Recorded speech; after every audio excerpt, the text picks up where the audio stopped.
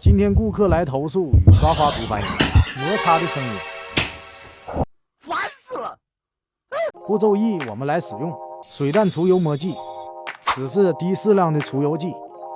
用本品的海绵以同心圆方向用力擦，接下来用清水冲洗车镜表面，然后再用干布抹车镜。步骤二，我们使用水弹去水剂，使用本品海绵纵横涂抹。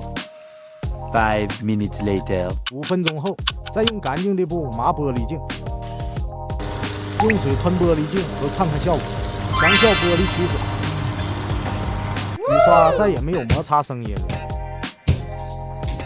Oh my god！